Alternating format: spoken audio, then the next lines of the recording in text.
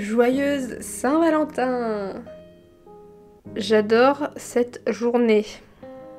Moi, le 14 février, je suis une rageuse. Et du coup, pour la peine, en général, je fais une journée rien que pour moi. Et donc, au lieu de me dire que personne ne m'aime, et ben je me dis que moi, je dois m'aimer à fond. Bref, je me présente pour ceux qui me connaissent pas encore. Moi, c'est Gétis et je suis illustratrice. Et à l'occasion de la Saint-Valentin, de la fête de l'amour, j'ai eu envie de faire un petit truc que j'ai envie de faire depuis très longtemps. Il se trouve qu'en 2023, je crois que c'était 2023, je suis allée à Londres et j'ai visité un musée sur les comics, donc les bandes dessinées, le musée de la bande dessinée. Et un petit peu partout dans le musée, il y avait des prompts. Un prompt, c'est une idée, un sujet d'écriture ou de dessin, de création.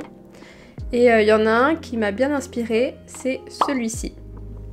Draw yourself on a date with a piece of technology. Je sais pas comment est mon accent, on n'est pas là pour le juger. Bref, ça veut dire dessine-toi en rendez-vous avec une machine, une pièce de technologie, je sais pas trop comment le traduire. Et je pense qu'il y avait plein d'interprétations différentes possibles, mais comme récemment j'ai rejoué à Detroit Become Human, j'ai envie de faire un date avec un android. Si j'avais pu, j'aurais même fait Connor, pour ceux qui voient de quoi je parle. Mais j'ai pas abusé, j'en ai créé un de toutes pièces entre guillemets, et j'ai dessiné mon date avec cet android. Pour ceux qui s'attendaient à un story time, vous allez peut-être être déçus. Non, je n'ai jamais eu de date avec un android. Mais j'espère que vous passerez quand même un petit moment sympa avec moi, tandis que je vous montre mon dessin et que je vous l'explique. Et je vous propose donc de commencer tout de suite. C'est parti! Alors, pour commencer, j'ai choisi une référence. J'imaginais le date dans un café avec une ambiance un peu intimiste. Donc je me suis assurée que la pose des personnages correspondait bien à l'ambiance que je voulais avoir. Petit rappel, dans un premier temps, vous avez toujours le droit d'avoir une référence. C'est même la plupart du temps essentiel. Je pense que la plupart des artistes ne sont pas capables de dessiner sans référence. Et vous pouvez tout à fait dessiner par-dessus comme je l'ai fait, mais ce qui est important, c'est de ne pas simplement tracer par-dessus les personnages, c'est de comprendre ce que vous dessinez. Pour ce faire, personnellement, je repère les points d'articulation du corps, puis j'essaye de deviner la position des membres sous les vêtements. Ensuite, je pars sur le sketch des visages, des cheveux et des vêtements. Comme je me suis déjà dessinée plusieurs fois, je suis assez familière avec le fait de devoir représenter mon visage et mes cheveux, et c'est quelque chose que je prends beaucoup de plaisir à faire, surtout les cheveux. Je crois que c'est ce que je préfère dans n'importe quel dessin de personnage. C'est le fait de devoir dessiner les cheveux, les mèches, etc. Pour ma tenue, je me suis dit que j'allais partir sur quelque chose inspiré un petit peu du futur. Donc j'ai cherché pas mal de références sur Pinterest. Puis j'ai fait un mélange entre les styles que j'ai trouvés et mon style actuel. Et je me suis dit que ça représentait assez bien un style qu'on pourrait potentiellement trouver dans un futur proche. Ensuite, pour l'android, au début, je me suis dit que j'allais lui faire vraiment une apparence humaine, comme on peut voir dans le jeu Detroit Become Human, que j'ai cité plus tôt. Mais finalement, j'avais peur que ça se rapproche trop d'un humain classique et qu'on perde l'esprit du prompt de base, qui était de se dessiner en date avec une machine.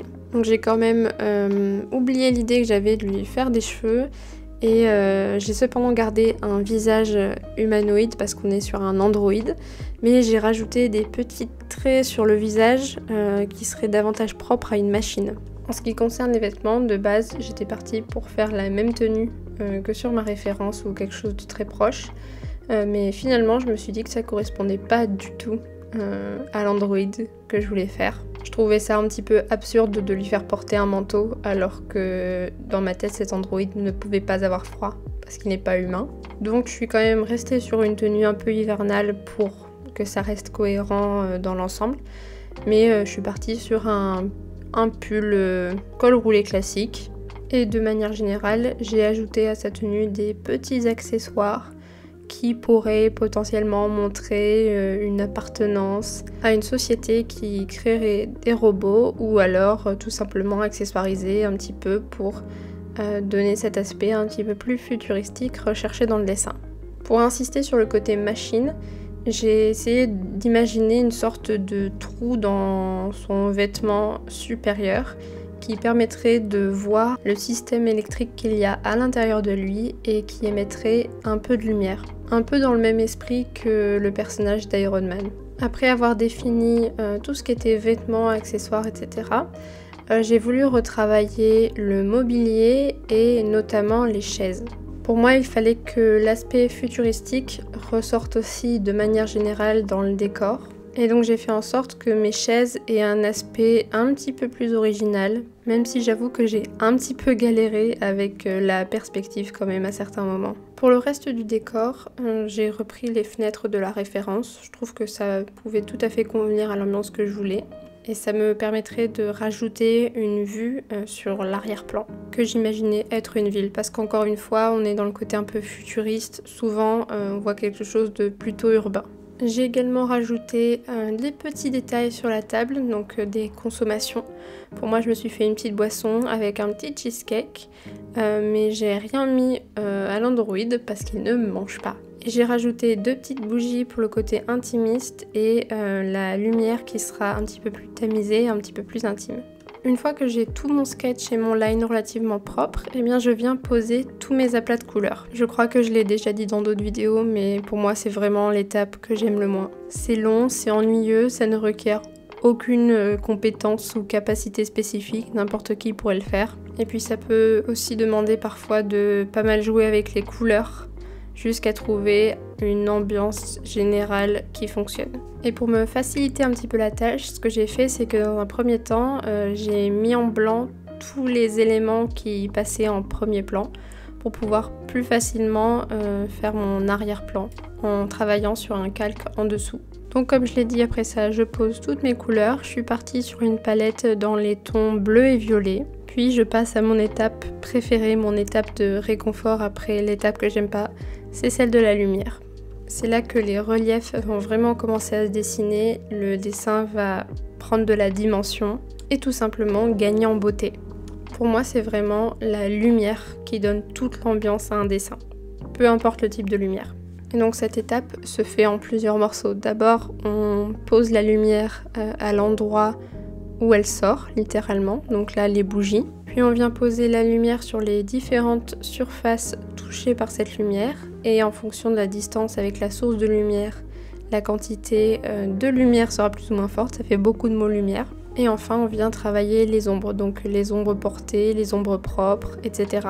Ce que j'aime bien faire aussi dans mes dessins, c'est avoir une sorte de halo noir ou plus sombre dans les coins pour pouvoir concentrer l'attention sur ce qui est important dans la scène. J'ai appris ça en cours de concept art et depuis je l'applique dans pratiquement tous mes dessins. Ça permet de choisir où diriger le regard du spectateur. Ensuite je peaufine les détails et c'est terminé. Je me suis amusée à rajouter un petit peu de texte et il y aurait moyen de mettre plein de choses différentes en termes de dialogue pour cette illustration. Et d'ailleurs n'hésitez pas à proposer vos textes en commentaire si jamais vous avez des idées.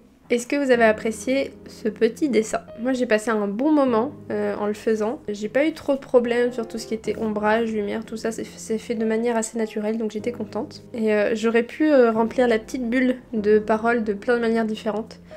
Certaines plus humoristiques que d'autres plus fatalistes. Mais je pense qu'il y a plein de scénarios sympas à imaginer avec cette image. Et du coup si ça vous a inspiré ou si le prompt vous parle, je vous propose de faire vous aussi votre dessin. J'aimerais beaucoup voir ce que vous allez inventer parce que moi j'ai fait un Android mais on peut très bien faire un date avec son téléphone. Ça me fait notamment penser au film Her, je sais pas si vous l'avez vu avec Joaquin Phoenix. Ou je sais pas, on peut imaginer un robot de cuisine, j'en sais rien, ça peut être... Il y a plein de choses à faire je pense, ça peut être très très drôle et très humoristique. Ça veut dire la même chose. Je fais que me répéter donc il est temps que je m'en aille je crois. N'hésitez pas à laisser un like, un commentaire et à vous abonner pour me montrer que vous m'aimez s'il vous plaît. Non je déconne, vous n'êtes pas obligés, vous avez le droit de pas m'aimer, c'est pas grave. L'habitude. Non allez j'arrête, j'exagère. En tout cas je vous dis à la semaine prochaine pour une nouvelle vidéo. C'était Getis. Bye bye.